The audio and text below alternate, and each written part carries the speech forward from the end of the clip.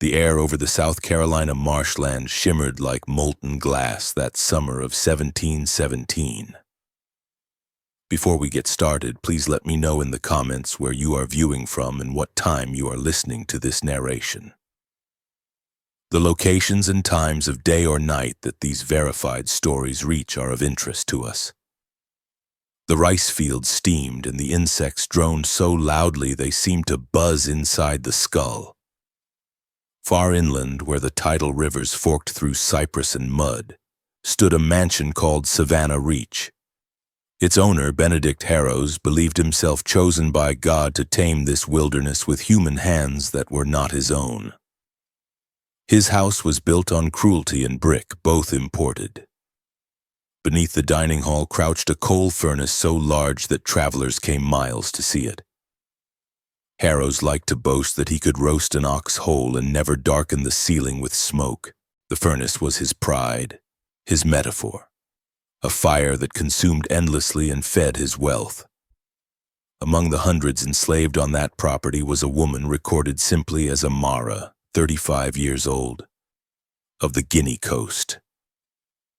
In truth, she was Amara Qwesi, once the daughter of a coastal trader who had spoken several tongues, who had watched her father's ship burn under Portuguese cannon fire before being taken herself. She rarely spoke now.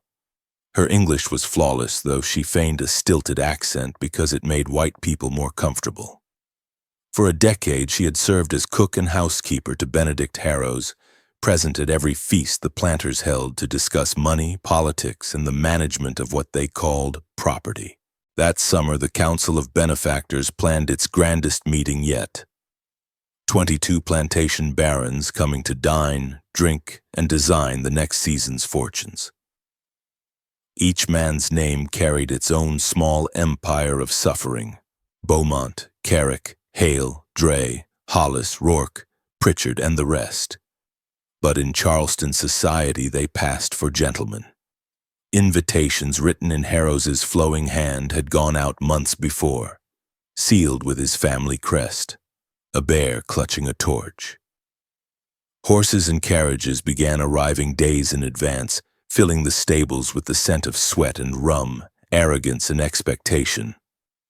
Amara saw it all from the kitchen courtyard, polishing silver until she could see faces in every spoon. The heat was monstrous, and coal wagons arrived hourly, black heaps pouring down the chute into the furnace room. When the housekeeper grumbled about the delivery, Harrows merely smiled. "Heat," he said, "is civilization. Without it, we are beasts."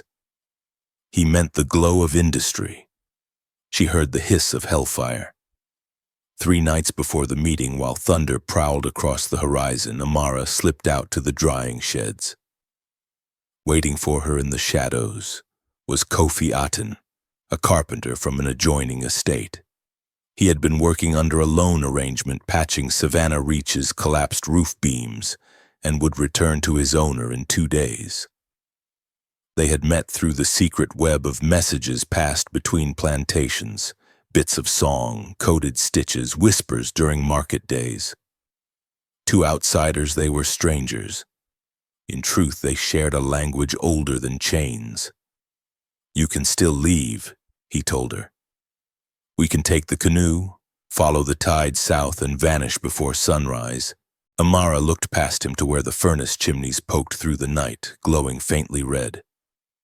"Every mile of this land," she said softly, "belongs to men like him."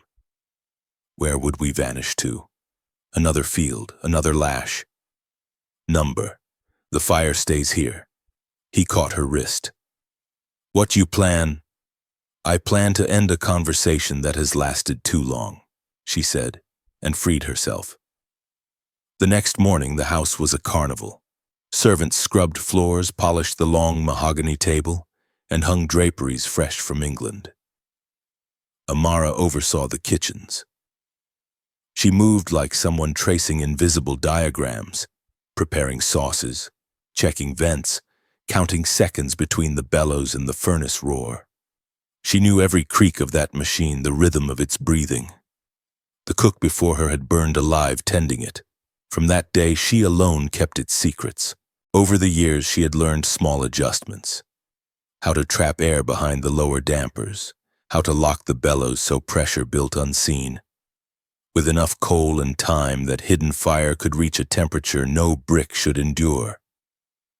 By noon on June 29th, the guests began arriving, sweating in their silks and wigs, complaining about mosquitoes. Harrows met each at the veranda with theatrical bows. They joked about profits, rainfall, the latest laws from London, and who had purchased the Portuguese vessel now unloading new cargo at the harbor. "Barrels of blacks," one said, and another replied, "May they be strong ones this time." Amara heard the laughter through the floorboards. The meeting commenced late in the afternoon. The council dined in the grand hall above the furnace, a vaulted chamber lined with portraits of British peers Harrows admired. Each candle flame wavered in the heavy air. As Amara and two younger servants poured wine, she listened to the conversation. New punishments that would encourage obedience, proposals for breeding programs to increase labor supply, calculations of how many Africans a rice field truly required. They spoke of flesh as commodity, of suffering as balance sheet. Her face never changed. Benedict Harrows struck his goblet with a spoon, calling for attention. "Gentlemen," he said, "we are the stewards of a new world. What we build here will endure for centuries, but it must be orderly, it must be efficient. More discipline, more breeding, more profit." Applause answered him. Someone shouted, "To Empire!" Glasses clinked. Amara descended to the kitchen under pretext of fetching more brandy. She checked the furnace. Its iron belly glowed white. She removed the safety pins from the bellows cranks, tied both handles open with lengths of wire, and packed wet clay over 3 exhaust vents. Slowly, the ragged jet of flame inside steadied into a single blinding tongue. She whispered, not a prayer, but a memory of home, the syllables of her mother's name. Upstairs, she carried the decanter from guest to guest. The alcohol inside reeked of molasses and spice. Nobody noticed the tremor in her hands. When she circled the table's end, she laid the empty flask on the mantel and said almost inaudibly, "Benedict Harrows." He looked up, surprised by the voice she never used in his presence. "What is it, girl?" "I have brought the heat you asked for," she said, and turned the key in the door lock. At first there was only a muffled thump below their feet like the pulse of distant thunder. Then the vents along the fireplace exhaled. The floorboards trembled. Hot air surged into the room, carrying the faint whistle of escaping gas. Someone shouted for a servant. Harrows half rose, but Amara was already stepping backward toward the door. The sound built into a roar that swallowed speech. Candles guttered. Curtains shuddered as if alive. Within seconds, the temperature leapt. Glass shattered from its frames. The ornate chandelier buckled and crashed onto the feast table, scattering flame across the soaked cloth. Outside, rain sheeted down, swallowing the screams. From the fields, the enslaved saw orange light blooming through every window of the big house. One said it looked as though the angels had wheeled the sun too close to earth. By morning, the mansion was a blackened skeleton. The brick chimney still stood, oozing ash. When the overseers forced open the warped doors, they found 22 bodies crisped to bone, each collapsed around the long table in eerily similar postures. Their hands were tied with bits of curtain, their mouths filled with cloth. The floorboards above the furnace had burst apart, leaving a crater ringed in soot. The smell was beyond bearing. Amara sat near the hearth, her dress scorched but intact, a small kitchen knife across her knees. Her eyes were open but distant, focused on a place no one else could see.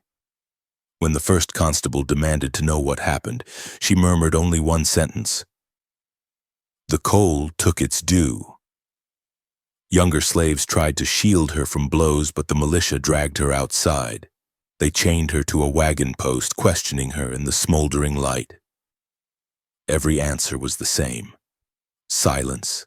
Then that one refrain. The coal took its due. Finally, a captain struck her across the face, demanding a confession.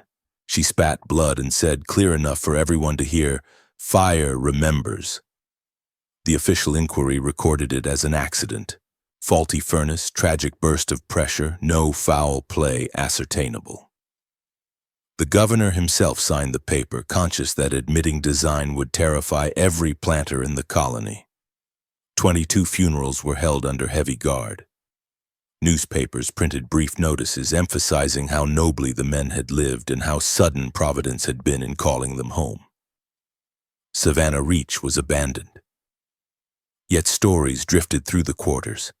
At night, smoke shaped like women's faces climbed from its chimney. The marsh birds refused to land nearby.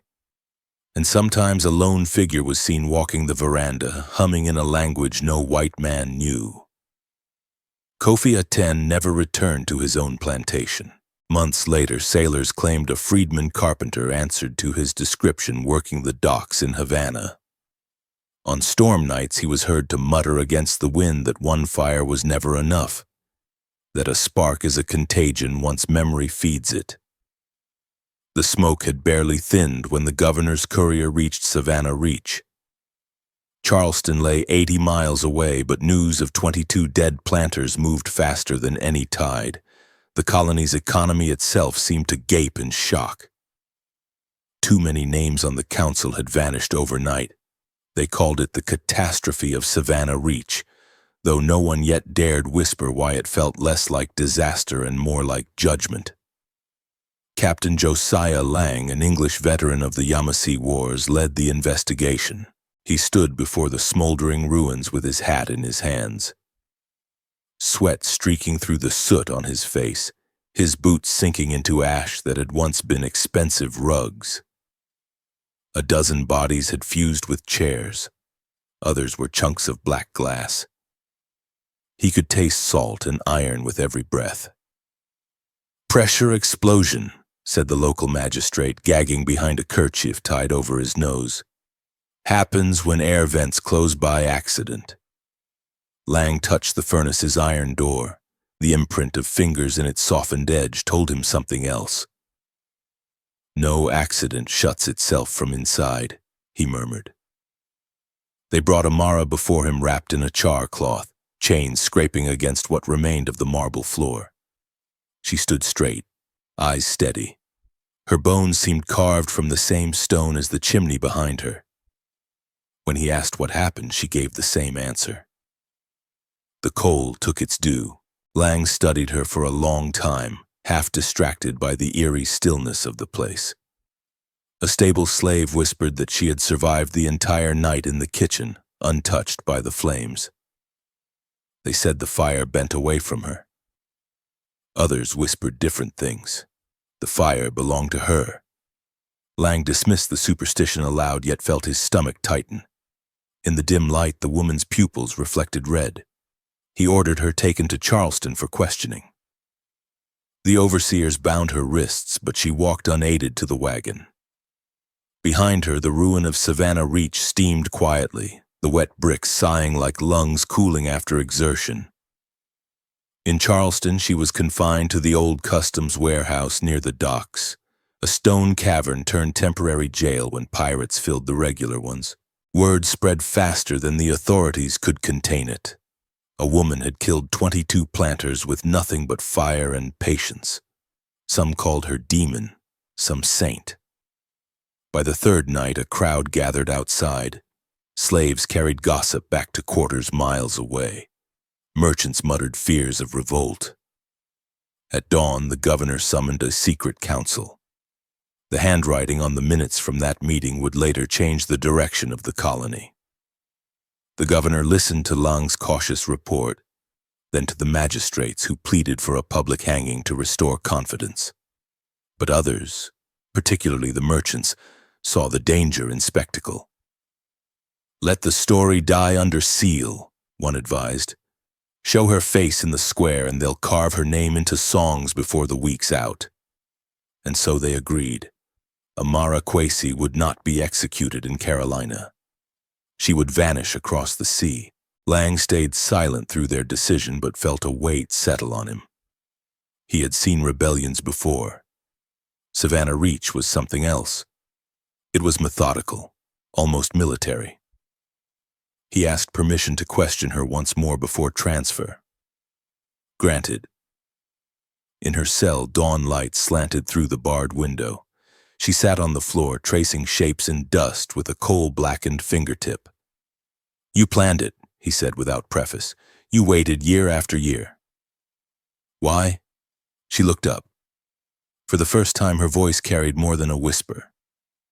"Because I watched them measure souls like grain. I learned their arithmetic. You killed 22 men. The fire counted, not I. They were powerful. Then it burned power," she said simply. Lang rubbed his eyes, unsure whether he spoke to fanatic or philosopher. "Do you understand what will happen now? They will erase everything you've done." She smiled faintly. "Words can be erased. Smoke cannot.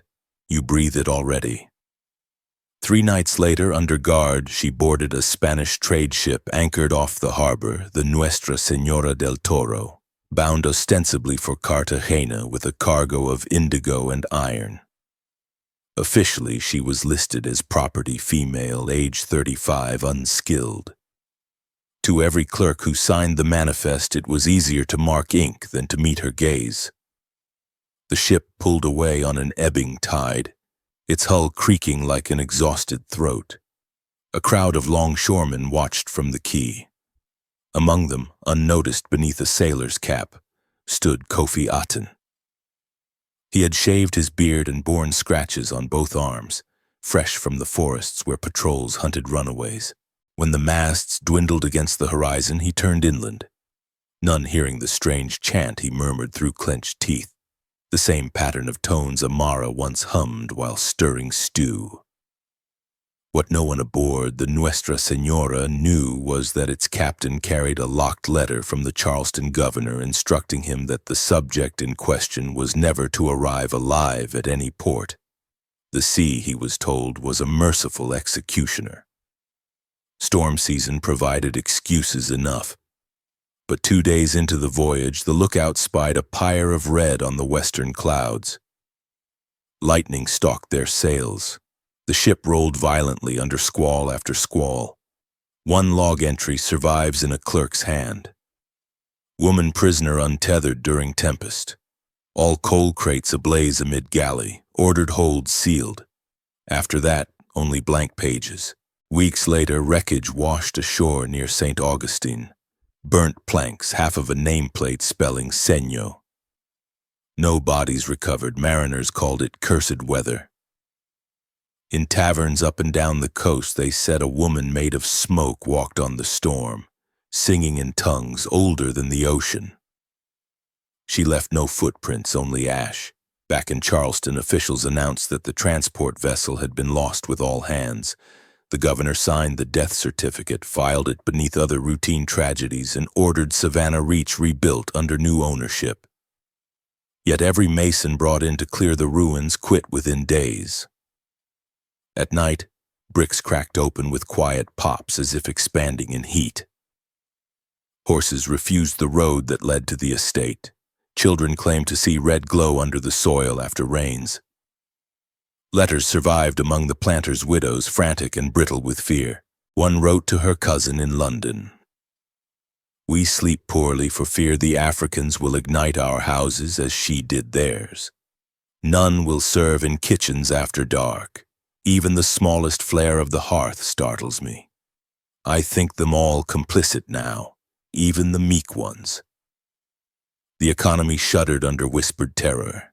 Shipments delayed, overseers fled posts, premiums for insurance against Negro arson tripled. To calm the panic, the assembly passed new ordinances. No slave was to handle open flame, cook after sundown, or travel between plantations without written pass. The intent was control. The result was contagion.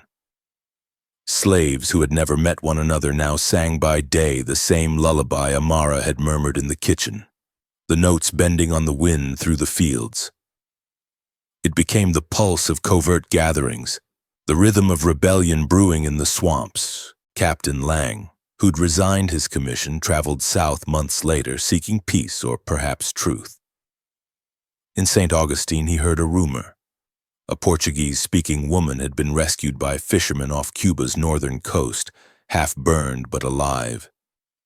She had disappeared into the Spanish missions where escaped slaves found refuge. Lang never found her, yet in a tavern ledger at Havana in late 1718 appears a curious sale. 20 barrels of coal offloaded from a wrecked English schooner and resold cheaply to an anonymous buyer whose signature began with the letter A. By the early 1720s, the fire woman had become ghost and prophecy. Planters frightened disobedient workers by invoking her name. Obey lest the coal take you. But those same workers twisted the warning into hope. Among them, her legend changed shape.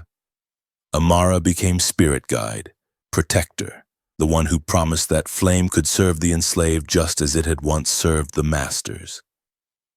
10 years passed. Children born the year she vanished were now nearly grown, hearing fragments of the story whispered over cooking fires. That 22 white men had been judged, that a woman had commanded fire without tinder, that her ashes rode the wind waiting for another injustice to summon her back. Whether Amara lived or not mattered less than what she had taught by example, that patience could be sharper than a blade, calculation deadlier than a riot. In 1728, Governor Ballantyne ordered the colonial archives rearranged. Among the restricted incidents he sealed under wax was the report of Savannah Reach and all correspondence referring to Amara Qwesi. The official justification: preserve public confidence. The private reason: dread of imitation. During those years, Kofi Aten's name began surfacing in different guises: coffee, cuff, or simply the joiner, attached to minor outbreaks of sabotage. Barns burned without trace of flint. Overseers found dead beside extinguished torches, granaries collapsing from inside out. Authorities suspected organized conspiracy but could never prove it. The pattern unnerved them. Every occurrence happened near a furnace, forge, or fireplace. As if, one pamphlet complained, the very heat has learned treason. Lang died in 1730, feverish, haunted by nightmares of orange light pulsing beneath his eyelids. His last journal entry read, "Fire remembers," exactly her words, then ink smeared into a line that trailed off the page. By 1734, Savannah Reach's ruins had sunk under weeds.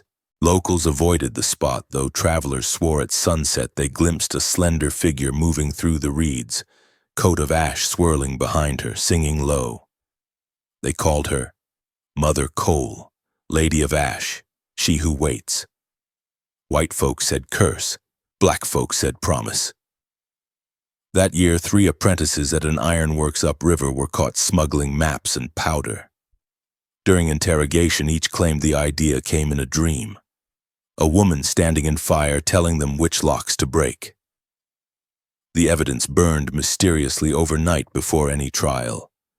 When the Colonial Assembly met in 1735, a motion passed unanimously to rebuild the militia barracks and expand coastal patrols against insurrection by flame. The same week, rumors reached them of a Spanish port where Africans lived free and trained their own militia against English capture. Among the names reported by a frightened merchant, Amara Qwesi, a sharp-eyed woman in her 40s teaching the handling of herbs and metals known among her people as La Madre de Fuego. Whether that woman truly was Amara Qwesi, no one could say. The record ends as if scorched away, paragraphs breaking off in mid-sentence. But by 1739, when South Carolina awoke to the drums and torches of the Stono uprising, witnesses claimed someone among the rebels marched bearing a piece of blackened iron carved with a bear holding a torch, the crest of Benedict Harrows. They followed it like a standard through the rice fields, shouting not for mercy but for memory. And amid that uprising smoke, slaves on distant plantations said they heard singing again from the direction of Savannah Reach, the old lullaby twisting through wind and gunfire, older than English, older than pain itself. No one could find the singer. By winter of 1739, the marshlands no longer slept. The nights had grown uneasy in South Carolina, every wind carrying rumors in its moan. Plantation bells rang late because overseers demanded longer hours, but those same overseers now carried muskets and drank themselves numb before dusk. Fear had crept into their marrow. They did not speak her name aloud anymore. Even the word fire made them flinch. In the slave quarters, however, that same word moved from mouth to mouth like communion. Women whispered it over cradle songs, men beat it into drum patterns disguised as harvest rhythms. "The coal remembers," they said. "She will come when the air grows thick." Some of the younger ones thought she had turned into a spirit who lived in every blaze. Others said she had gone south, gathering allies among the Spanish and the Maroons beyond the swamps. To them the difference mattered little. Spirit or flesh, her lesson remained the same. Patience, precision, and fury held in check until the moment of release. Charleston's elite talked of economics and stability but dreamed of combustion. Insurance markets froze. Warehouses went unsupervised rather than risk being burned. Priests delivered sermons warning against African conjurations disguised as hymns. They called the sin arson and the fear of it heresy. A community built on heat now trembled before it. The Stono Rebellion began in September before dawn under a swollen moon. It happened miles away from Savannah Reach, yet every soul that joined carried within them a trace of that older blaze. Those who survived told of a man named Cuff, too educated for a field hand, who carried an iron shard shaped like a bear's head fixed to a staff. He spoke little. When asked his purpose, he answered, "She walks again." His followers thought he meant an avenging angel. In truth, he meant memory itself. From plantation to plantation, torches bloomed. Smoke licked the treetops, turning dawn into dusk. The rebels moved calmly, almost ritualistically, breaking chains and storehouses, but sparing those who were kindest among their oppressors. The first sign of the discipline Amara Qwesi had once embodied. By noon, colonial militia met them near the bridge at Wallace's Creek. The battle ended in gunfire and chaos. The rebels scattered into the wetlands. Dozens were hunted down over the following days. Cuff's body was never found. Only his iron crest remained, taken as evidence, then lost during transport to Charleston, another item quietly buried by officials. The governor ordered gallows built at the crossroads and new laws forbidding the teaching of letters to slaves, forbidding drumming, forbidding gatherings after dark. Yet none of these could silence the story already moving through every field and kitchen. The executions created martyrs. The silence shaped myths. People began saying the rebels had been following a woman's voice rising from the marsh, guiding them through rifle smoke. Militiamen swore they heard singing despite the thunder of their own muskets. That song, they said, came from everywhere. Months later, when plantation smokehouses caught fire seemingly without cause, the victims claimed the same thing. They heard a woman humming behind them just before the first crackle. These stories bred hysteria. Every black cook was watched, every ember doubted. The colonists had built their world upon fire, yet now feared to light lamps. Weather turned against them. Hurricanes battered the coast twice in one season. Preachers called it divine displeasure. The governor, desperate to restore order, reopened the inquiry into Savannah Reach, hoping perhaps that explaining the old calamity might end the new ones. He summoned surviving witnesses, including Captain Lang's sergeant and the decrepit magistrate who had first declared the furnace accident. Both men arrived pale with age, nervous as schoolboys. When asked under oath what they remembered, the magistrate trembled. "Her face," he said softly. She looked through me as if choosing where the flame would bite next. The words struck the courtroom dumb. The record of those proceedings was locked away the same day. None of it stopped what had begun. By 1741, the pattern had spread beyond Carolina, to Cape Fear, to Savannah town, even north into Virginia. Ship manifests record unexplained fires aboard outgoing vessels. Powder magazines found soaked, as though someone had poured seawater through locked doors. Yet every investigation ended with the same conclusion: no culprit identified. Ghost stories filled the void. A lantern seen drifting along the riverbanks. A woman walking on the water, leaving ribbons of steam in her wake. Her face, they said, was not monstrous. It was patient. Children of both races grew up terrified and enthralled. In taverns, sailors drew sketches of her with char-black pencils on the tables. Merchants bought them as curiosities, then burned them afterward, afraid to keep the likeness. Ministers preached sermons condemning superstition, but late at night even they barred their fireplaces. In a single decade, the psychological landscape inverted. Masters tiptoed, servants whispered from the safety of shadow. Power itself seemed brittle, ready to shatter under the next spark. One spring evening in 1745, a traveling surveyor camped near the sunken ruins of Savannah Reach. His journal entry survives. Heard music from deep within the reeds, female voice, low and even, singing near the cadence of the Portuguese tongue. River emitted a peculiar phosphorescence, crimson rather than blue. Felt oppressive warmth, although temperature mild. The next entry, 3 nights later, notes his instruments lost to fire. His remains were found months afterward, his brass compass melted beside him. Investigators dismissed it as lightning, though the sky had been clear. The ruin became pilgrimage site for the enslaved. They came in secret, leaving small offerings. Charred spoons, shards of broken shackles, bits of coal wrapped in cloth. They did not pray for rescue, they meditated on endurance. Somewhere in those gatherings, the story of Amara Qwesi moved from history into ritual. They called her by names adapted to their tongues. Amara Qwesi, Amara Qwesi, Mother Coal, the silent flame. Each version told of a woman who waited 15 years before striking back, who burned injustice without burning innocence, who proved that even property could design its own reckoning. For every retelling, someone altered a word or symbol, as if keeping her alive through reinvention.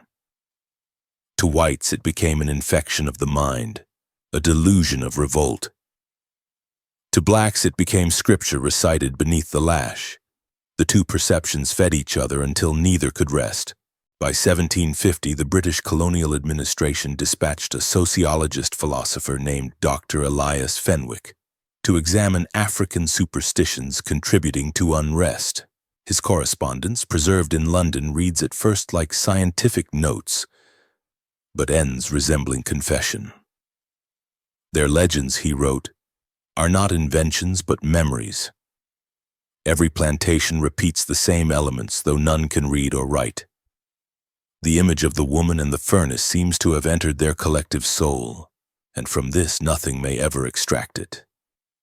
10 days after writing those lines, Fenwick's boarding house burned to the ground. His papers survived only because a clerk had already sent duplicates to his London sponsors. Superstition? Maybe. Yet the pattern persisted. Anyone attempting to bury Amara's story met flame.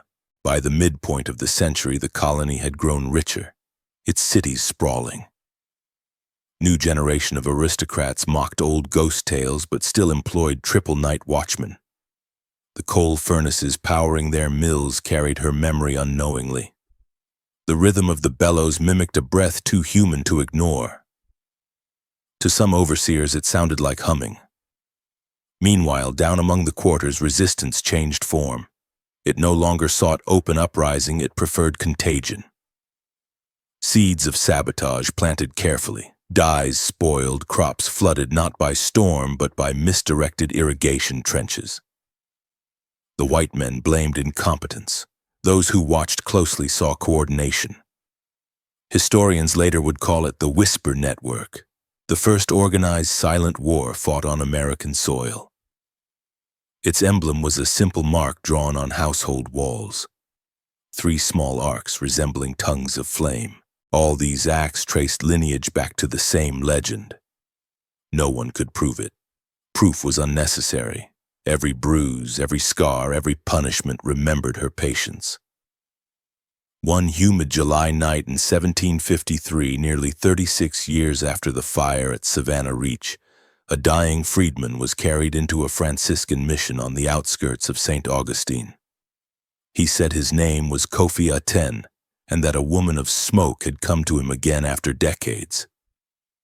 He described her face unchanged by time, her hair shot with silver like sparks. "She told me," he whispered, "the air itself keeps faith." The monk who recorded the confession added a note in the margin: "Patient delirium, fever of lungs." Yet the same monk, when buried 2 months later, was found clutching a lump of unburned coal, though none existed within leagues of the place. Kofi's testimony, delusion or proclamation, spread afterward through sailors who heard it at the tavern where the monk drank before he died.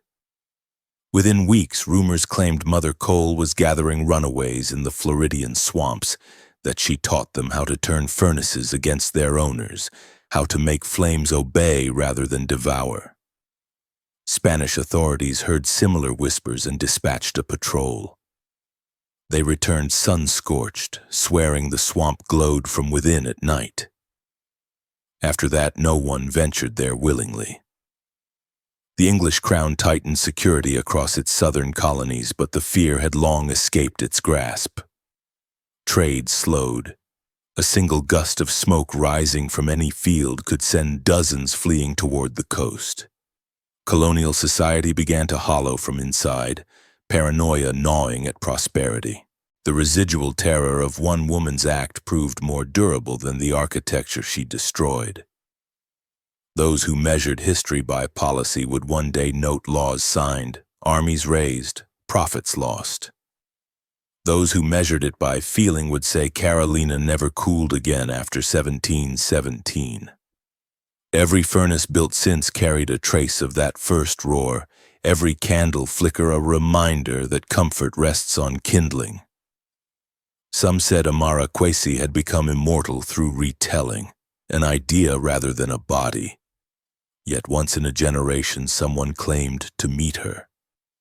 In 1758, a British officer traveling through the Everglades reported being guided by a narrow woman of dark bearing who vanished when they reached safety. She left behind a small pendant, the Harrows crest melted smooth except for its torch. The officer took it to London, his house burned within the year. By the closing of that decade, children born after the rebellion still knew her song. They sang it with new verses about salt marshes and freedom. Even those who had never seen coal mined from the ground felt kinship with its color, its readiness to burn when provoked. Thus the empire that had prided itself on mastering fire now found itself ruled by the memory of one. And somewhere south, in lands where mangroves tangled like veins, the story said a woman walked alone near the bays, leaving prints of heat where none should be. Whether she whispered to spirits or merely to herself, no one knew, for anyone who came too close found the air suddenly shimmering, as if the day itself remembered. All right, since you've simply affirmed without specifying, I'll balance both notes. The ending will carry Taon's tragic weight and mythic triumph. At once, Amara Qwesi disappearing into legend, yet her fire shaping the birth of a new moral world. By the last decades of the 18th century, the world that had once belonged unquestioned to men like Benedict Harrows was collapsing beneath the slow weight of its own guilt. Empires shifted boundaries. Revolutions brewed across oceans, and inside the rice fields of the Carolinas, those who still bent their backs beneath the sun felt something subtle in the air, an exhalation that was not wind but memory. The masters called it unrest. The enslaved called it awakening. And behind every whisper of defiance moved an older name, spoken softly as prayer or warning: Amara Qwesi. Official histories listed her as deceased in maritime accident, 1717. Yet the documents locked in Charleston's archives, the sealed investigation reports, and the correspondence of governors all pointed to something they could neither confess nor destroy. For 50 years those papers gathered dust, sealed under red wax stamped with a crown. Their custodians told newcomers never to open them. Better to let bygones rest, they said. But the dead rarely rest when the living keep invoking them. In 1767, a clerk named Octavius Marin received the unenviable job of cataloging neglected colonial ledgers before the revolutionaries torched the lot. He was 23, ambitious, and newly fascinated by the folk sinews of the provinces, the unofficial stories that never made it into parliamentary minutes. The box marked Savannah Reach, 1717, confidential, intrigued him. Its wax had cracked with age. He knife-bladed the seal, coughed at the dust, and began to read. The first folder contained sketches of the furnace ruin, its stones warped into grotesque curves. Another folder held amputated witness statements. The repeated phrase, "The coal took its due," underlined by 3 different hands. Then came Captain Lang's notebook, half charred around the edges, written in tight soldierly script. Marin turned page after page describing the investigation, the woman's calm, her refusal to plead, her transfer to a Spanish ship that never reached port. At the end sat a single sentence in darker ink: "Fire remembers." He felt heat rise under his palms as if the ink itself exhaled. When he closed the lid again, the wax crumbs scattered like black snow. That night his boarding house caught fire. Witnesses later said Marin escaped, running barefoot into the street clutching a handful of damp papers. He was never seen again. The next morning, the Colonial Office announced that certain superannuated archives suffered accidental destruction by spark. No further details entered record, but ideas once read cannot be unread.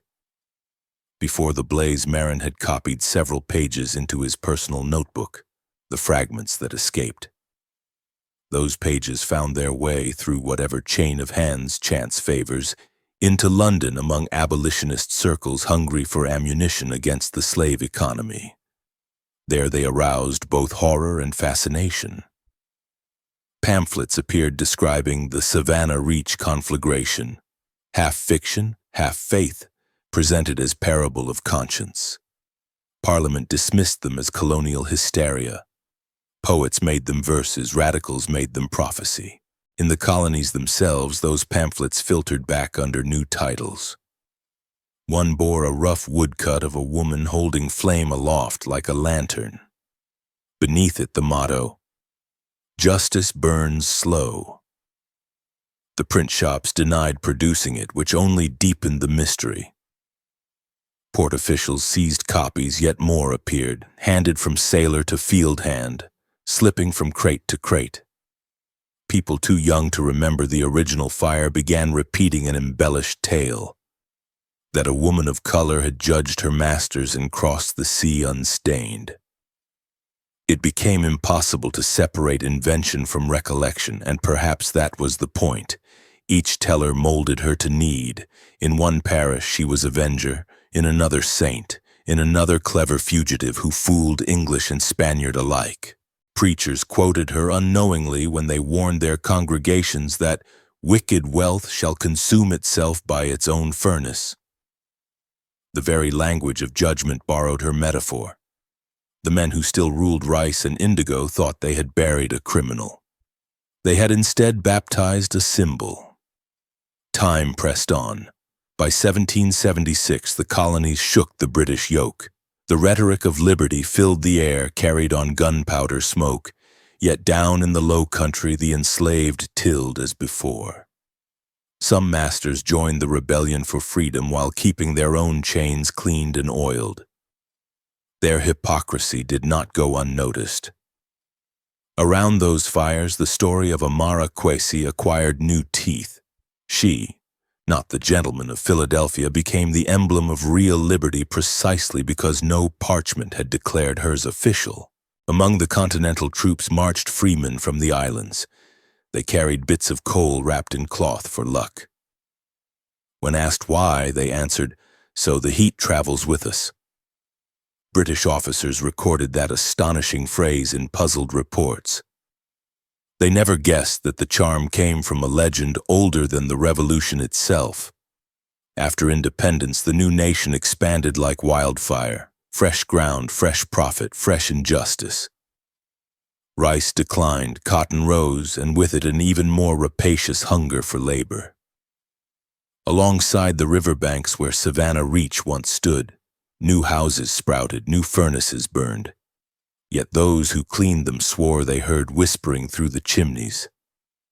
A foreman supposedly found words etched into the inner bricks, melted like glass, spelling "fire remembers." He bricked them over in terror. The first chronicler to connect these hauntings to the long-suppressed records was a freedman preacher named Jonah Lightfoot. He had been born to the later generation, never saw Amara, never knew the early councils, but he claimed to have inherited the song. In 1793, he published The Trial by Fire, a sermon remembering Amara Qwesi. It began as testimony, ended as prophecy. "She was not ghost," he wrote, "she was mirror held to a nation that feared its own reflection." The pamphlet spread among abolitionists from Boston to Port-au-Prince. Plantation society replied with contempt, then anxiety, then silence. Slaves caught reciting the sermon were flogged, yet the more the masters forbade the name, the more indestructible it became. Lightfoot himself was arrested under suspicion of incitement. His small church burned weeks later. Witnesses said the blaze started from outside. By the opening of the 19th century, 2 generations after the woman of Savannah Reach vanished. The landscape itself bore traces of her myth. Folk healers invoked her against fever by wafting smoke across beds. Blacksmiths left a pinch of salt on their forges in her honor. Children dared each other to whisper her name into the hearth's last ember. Amara, Amara, Amara, and watch it flare once more before dying.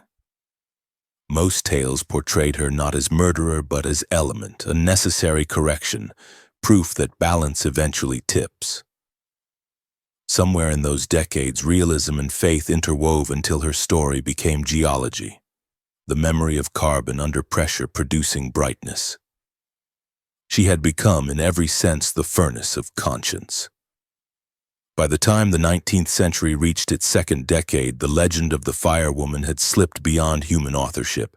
It no longer needed voices to sustain itself. It lived in gestures, in the instinctive turning of heads whenever a furnace hissed too loud, in the way every new engine loosed its first puff of steam like an offering. In Charleston, the foundries that forged tools for cotton presses were nicknamed her kitchens. Laborers swore the heat burned cleaner if they crossed themselves first, though they could not decide whether the sign was Christian or pagan or simply wise. Among plantation families, the name Amara became a curse, then a superstition, then an irony.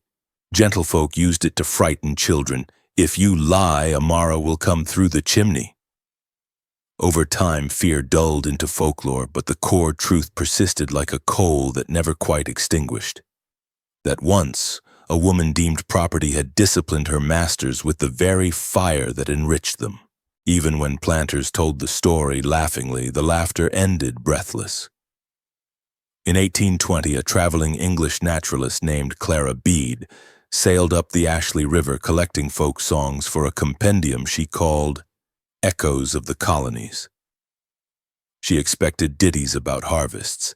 Instead, she found a chant sung by field pickers moving in flawless rhythm. The refrain puzzled her. "Justice burns slow, Justice burn bright, fire remember the wrong, set the right. When she asked who composed it, the singers smiled, showing gaps where chains had eaten at their teeth, and answered together, "The kitchen gave it." Bede transcribed it phonetically. The melody haunted her for years. In her later journals, she noted hearing the same tune among Haitian dock workers and even in Lisbon among black sailors loading sugar. She concluded, wrong but nearly right, that the song had African origin. Only the refrain about justice burning was singular to Carolina. History, patient as Amara herself, was rewriting the root of its own myth. Meanwhile, deep in the Charleston archives, the sealed box Marin once opened still bore scorch marks. During renovations in 1832, construction crews unearthed its replacement. A new crate labeled "Property of the Crown, do not open." But this was 40 years after independence. The British Crown no longer claimed anything here. Curious clerks pried it loose. Inside were the fused remains of old documents, some letters half readable. One fragment began, "To suppress the woman's legend is to invite repetition, yet to tell it is to spread contagion." Another, unsigned, concluded with an echo everyone knew from rumor, "Fire remembers." Photographs were not yet common, but an engraver copied the handwriting and sold prints. Within months, abolitionist pamphlets adopted "Fire remembers" as slogan. It adorned broadsides in Philadelphia and London calling for the end of bondage. The symbol of a woman holding a torch reappeared everywhere, painted on protest banners, cut into buttons, carved into the head of walking canes. Among intellectual circles, the episode of Savannah Reach became moral parable. Philosophers cited it when arguing that oppression breeds its own destruction. Poets romanticized the unnamed slave woman as coal bride of truth. Rational men dismissed it as fable even as they thrilled to the imagery. But out where furnaces still glowed and plantation smoke still rose, the story retained a simpler honesty, a memory of fear and of the brief, terrible equality that fire imposes. In 1839, on the anniversary of the revolt at Stono, a secret congregation met at night on the outskirts of Beaufort. They considered themselves descendants, altogether 24 men and women, blacksmiths mostly, laborers, a midwife, 2 preachers. The oldest, a woman past 60, laid on the ground an iron shard shaped like half a crest. The others gasped, for it showed faintly the curve of a bear's muzzle next to the ghost of a torch. She said it had been found in the river mud near the ruins of the Harrows estate. "She wants this shown again," the old woman declared, "but not for killing, for kindling." That night they pledged themselves to one law, that every act of freedom henceforth must honor discipline, not vengeance. The woman of fire had already done vengeance once, and that was enough. Their duty was endurance. They named their circle the quiet coal, and their watchword repeated her line, "Justice burns slow but complete." Over decades, scattered fraternities using the same phrase would shelter fugitives on the road north. Much later, people would call them stations of the Underground Railroad, though their founders had chosen coal as their symbol long before rails were laid. As the century turned bloodier, the myth marched with armies. When the Union troops advanced through the southern marshes during the Civil War, some black regiments refused to burn plantations indiscriminately. To destroy them, they said, was Amara's work, not theirs. Instead, they liberated, salvaged, rebuilt, claiming to be cool fire, not hot. Still others interpreted differently. Commanders reported several houses found half burnt, but with the dining room untouched, corpses seated around tables as if waiting for judgment. History, it seemed, could not resist reenacting itself. After the war ended, freed people sought family names. Many adopted Cole, Reach, or DeLima without knowing the connection. In oral tales, their heroine merged again with biblical archetypes. Some swore she was the angel who stood in the furnace beside the three Hebrews, others that she had whispered to Moses from the bush. When preachers spoke of unquenchable fire, congregants smiled privately. Now more than a century had passed since that first blaze, and the land refused to forget. The ruins of Savannah Reach lay swallowed by swamp, only the chimney stack poking through vines. A single red tooth of some buried monster. Travelers claimed that on windless nights the air around it shimmered like heat. In the summer of 1881, an antiquarian from Boston named Lydia Shaw led an expedition to locate the site precisely for the State Historical Society. Locals warned her, calling the place Furnace Hollow, but curiosity outweighed superstition. After days hacking through reeds, she and her two assistants reached a rise where the soil had hardened to glass. Embedded in it were fragments of brick, fused metal, and something darker. Carbonized wood shaped eerily like human ribs. Even she, devotee of science, felt uneasy. Her notes mentioned faint humming that came from nowhere, the air trembling though no breeze stirred. That night she camped by the old chimney. Sometime after midnight she woke to crimson glow between the reeds. For a moment she thought a lantern swung there, but the light pulsed rather than flickered. It moved closer, resolving into the soft outline of a figure, female, tall, edges wavering as though made of smoke and memory. Shaw stared, too astonished to fear. The shape paused where fire had melted stone, and in a voice lower than wind said, "Does the record burn clean at last?" Before Shaw could answer, the glow folded inward and vanished. At dawn, she found her notebook scorched around the edges, the ink still intact except for one sentence gone missing. The question the apparition had asked. Years later, she reproduced the experience in her memoir, Ghosts of the Republic, and concluded hesitantly, "I believe what I saw was vision not of the past, but of conscience." Scholars mocked her. Readers adored her. The book sold thousands, sparking renewed study of the Savannah Reach legend. From that point onward, Amara Qwesi belonged fully to the realm of myth, a measure of morality told in firelight. Painters depicted her guiding bolts of lightning. Stage dramatists turned her into allegory for rebellion. Yet among descendants of the enslaved, her story retained earthy honesty.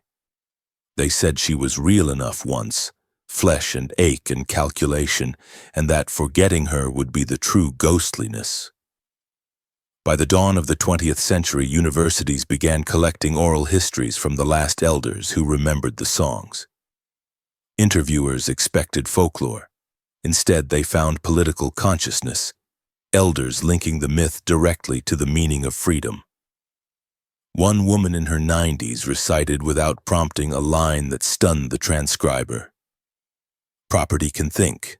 The interviewer recognized it as a phrase preserved in none of the public versions but quoted secretly throughout the quarters. So long after, the essence of her defiance still flickered. By the time the 19th century reached its second decade, the legend of the firewoman had slipped beyond human authorship. It no longer needed voices to sustain itself. It lived in gestures, in the instinctive turning of heads whenever a furnace hissed too loud, in the way every new engine loosed its first puff of steam like an offering. In Charleston, the foundries that forged tools for cotton presses were nicknamed her kitchens. Laborers swore the heat burned cleaner if they crossed themselves first, though they could not decide whether the sign was Christian or pagan or simply wise. Among plantation families, the name Amara became a curse, then a superstition, then an irony. Gentlefolk used it to frighten children. "If you lie, Amara will come through the chimney." Over time, fear dulled into folklore, but the core truth persisted like a coal that never quite extinguished. That once, a woman deemed property had disciplined her masters with the very fire that enriched them. Even when planters told the story laughingly, the laughter ended breathless. In 1820, a traveling English naturalist named Clara Bede sailed up the Ashley River collecting folk songs for a compendium she called Echoes of the Colonies. She expected ditties about harvests. Instead, she found a chant sung by field pickers moving in flawless rhythm. The refrain puzzled her. Justice burn slow, justice burn bright. Fire remember the wrong, set the right. When she asked who composed it, the singers smiled, showing gaps where chains had eaten at their teeth, and answered together, "The kitchen gave it." Bede transcribed it phonetically. The melody haunted her for years. In her later journals, she noted hearing the same tune among Haitian dock workers and even in Lisbon among black sailors loading sugar. She concluded wrong, but nearly right, that the song had African origin. Only the refrain about justice burning was singular to Carolina. History, patient as Amara herself, was rewriting the root of its own myth. Meanwhile, deep in the Charleston archives, the sealed box Marin once opened still bore scorch marks. During renovations in 1832, construction crews unearthed its replacement, a new crate labeled "Property of the Crown, do not open." Bimon. But this was 40 years after independence. The British Crown no longer claimed anything here. Curious clerks pried it loose. Inside were the fused remains of old documents, some letters half-readable. One fragment began, "To suppress the woman's legend is to invite repetition, yet to tell it is to spread contagion." Another unsigned concluded with an echo everyone knew from rumor. "Fire remembers." Photographs were not yet common, but an engraver copied the handwriting and sold prints. Within months, abolitionist pamphlets adopted "Fire Remembers" as slogan. It adorned broadsides in Philadelphia and London calling for the end of bondage. The symbol of a woman holding a torch reappeared everywhere, painted on protest banners, cut into buttons, carved into the head of walking canes. Among intellectual circles, the episode of Savannah Reach became moral parable. Philosophers cited it when arguing that oppression breeds its own destruction. Poets romanticized the unnamed slave woman as cold bride of truth. Rational men dismissed it as fable even as they thrilled to the imagery. But out where furnaces still glowed and plantation smoke still rose, the story retained a simpler honesty, a memory of fear and of the brief, terrible equality that fire imposes. In 1839, on the anniversary of the revolt at Stono, a secret congregation met at night on the outskirts of Beaufort. They considered themselves descendants, altogether 24 men and women, blacksmiths mostly, laborers, a midwife, 2 preachers. The oldest, a woman past 60, laid on the ground an iron shard shaped like half a crest. The others gasped, for it showed faintly the curve of a bear's muzzle next to the ghost of a torch. She said it had been found in the river mud near the ruins of the Harrows estate. "She wants this shown again," the old woman declared, "but not for killing, for kindling." That night they pledged themselves to one law, that every act of freedom henceforth must honor discipline, not vengeance. The woman of fire had already done vengeance once, and that was enough. Their duty was endurance. They named their circle the Quiet Coal, and their watchword repeated her line, "Justice burns slow but complete." Over decades, scattered fraternities using the same phrase would shelter fugitives on the road north. Much later, people would call them stations of the Underground Railroad, though their founders had chosen coal as their symbol long before rails were laid. As the century turned bloodier, the myth marched with armies. When the Union troops advanced through the southern marshes during the Civil War, some black regiments refused to burn plantations indiscriminately. To destroy them, they said, was Amara's work, not theirs. Instead, they liberated, salvaged, rebuilt, claiming to be cool fire, not hot. Still others interpreted differently.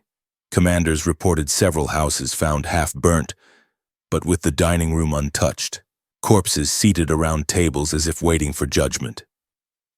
History, it seemed, could not resist reenacting itself. After the war ended, freed people sought family names.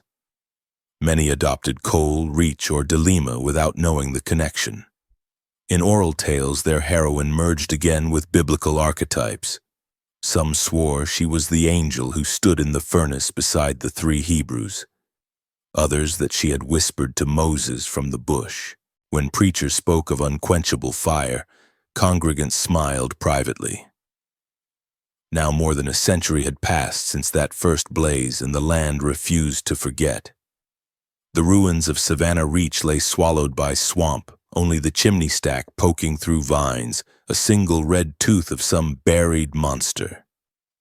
Travelers claimed that on windless nights the air around it shimmered like heat. In the summer of 1881, an antiquarian from Boston named Lydia Shaw led an expedition to locate the site precisely for the State Historical Society. Locals warned her, calling the place Furnace Hollow, but curiosity outweighed superstition. After days hacking through reeds, she and her 2 assistants reached a rise where the soil had hardened to glass. Embedded in it were fragments of brick, fused metal, and something darker. Carbonized wood shaped eerily like human ribs.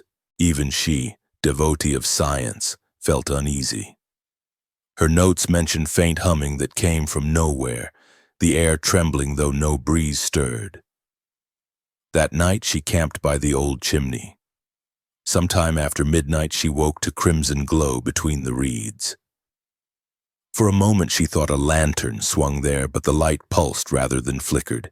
It moved closer, resolving into the soft outline of a figure, female, tall, edges wavering as though made of smoke and memory. Shaw stared, too astonished to fear. The shape paused where fire had melted stone, and in a voice lower than wind said, "Does the record burn clean at last?" Before Shaw could answer, the glow folded inward and vanished. At dawn, she found her notebook scorched around the edges, the ink still intact except for one sentence gone missing. The question the apparition had asked.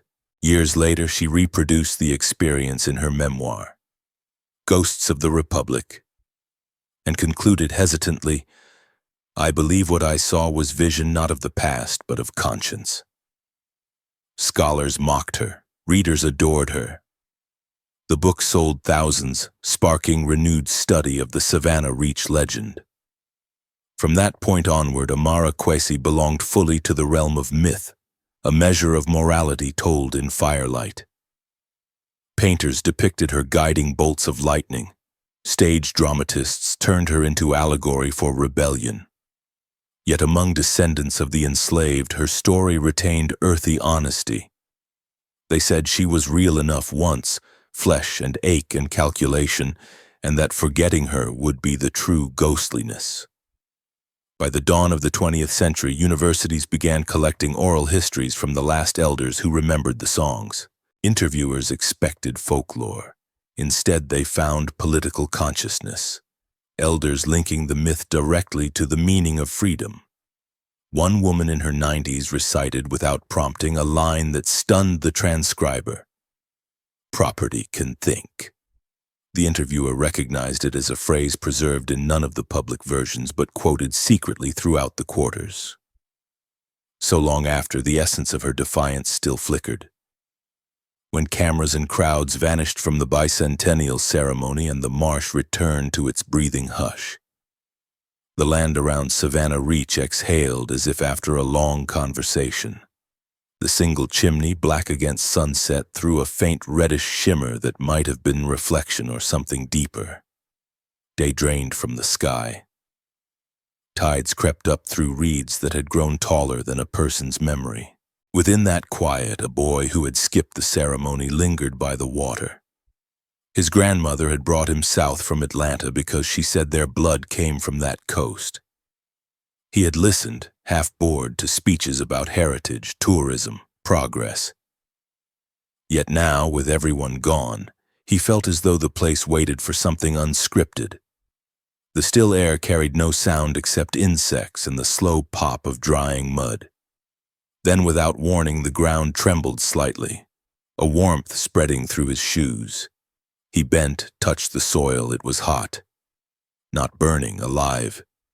From the chimney's hollow came a tone like a sigh turning into a note, the suggestion of a woman's voice humming an endlessly looping cadence. He didn't know the song, yet somehow did. When he rose, smoke traced faint lines across the sky and drifted into shapes that shimmered, almost forming a figure before fading into dusk. He felt neither fear nor surprise, only understanding, like recognizing a face from a dream. Back home that night, he told his grandmother that the firewoman was still there. She nodded, unsurprised, and told him that fire doesn't die when it's turned to lessen. It changes element, becomes thought, conscience, warning. That same year, scientists drilling soil cores near the ruins discovered that just beneath the top layer, the clay fused into vitreous rock, melted centuries ago, still holding residual warmth. They cataloged the phenomenon as persistent subthermal anomaly. Newspapers found the story dull and buried it inside. The locals, upon hearing it, smiled knowingly. They already had a word for it: remembrance. Years rolled forward. The boy grew up, studied geology, and eventually returned to the Carolina coast. He measured temperature, humidity, erosion. He built instruments to study heat ghosts, phenomena of residual energy. He rarely mentioned the name that had first drawn him to his work, but whenever he switched on his sensors and saw their lines move across paper, he heard again that distant hum. Research led to recognition. Recognition led to funding. One day, as part of a televised lecture about energy and responsibility, he told a simple story. That centuries ago on this very ground, excess heat devoured the men who had created it, and from their ashes came a lesson about stewardship and justice. He didn't name Amara Qwesi, though everyone studying the history of the region already knew who hung unspoken between his words. The broadcast ended with him standing at sunset before the chimney, light flickering across his face. Behind him, heat rippled the air into a halo. Viewers said the recording showed something no cameraman recalled: a brief secondary glow, as if another figure stood beside him, a shape outlined in amber smoke. It lasted a heartbeat, long enough to remind anyone who looked closely that conscience still had a body. The following spring, lightning struck the marsh again. Fire ran along the water's surface but stopped precisely at the boundary of the old foundation, cooling instantly to steam. Reporters arrived, explained capillaries of trapped gas, published their rational findings, and went home. Locals understood better. They left blossoms and bits of black stone at the chimney's base. None of the offerings remained more than a day. Tide or wind seemed to collect them. The myth, still restless, continued traveling outward, into classrooms, theaters, lullabies. The woman who once watched from kitchens had become heat distilled into morality. She existed wherever power forgot its limits, in the reactor's hum, in the glow of city windows left on all night, in every decision that required the choice between cruelty and patience. Children learned the phrase the way others learned prayers. Justice burns slow, but it burns complete. Those words, worn to proverb, no longer carried terror. They reminded people that patience could hold strength without surrender. And in the marsh, beneath centuries of silt and memory, the last of the old coal still smoldered quietly. No smoke, no visible flame, only a pulse as steady as a heartbeat. Ground heat rose faintly through roots, warming the reed beds even in winter. Birds nesting there hatched earlier each season. Fish followed them inland. Life had adapted around the quiet furnace. On windless evenings, when moonlight lay silver on the water, the chimney cast a shadow shaped like a woman sitting calmly at a table, head slightly bowed as if listening. Those who saw it rarely spoke. They simply felt comfort, an odd, weightless peace, as though some long debt had finally been paid. Far beyond the marsh, city lights shimmered, engines burned controlled flames, and people traced the same eternal cycle. Creation, destruction, renewal. Somewhere within that rhythm, in the heartbeat of everything that generates warmth without cruelty, Amara Qwesi endures. Not as ghost nor saint, but as balance incarnate. If you wander among those reeds, you might feel a brief gust that smells faintly of smoke and sea salt, and you might hear a low hum answering the tide. That's just the earth remembering the woman who once taught it to breathe between sparks. And if you listen closely, the whisper will repeat her truth, gentle and unhurried. Justice burns slow, but it burns complete.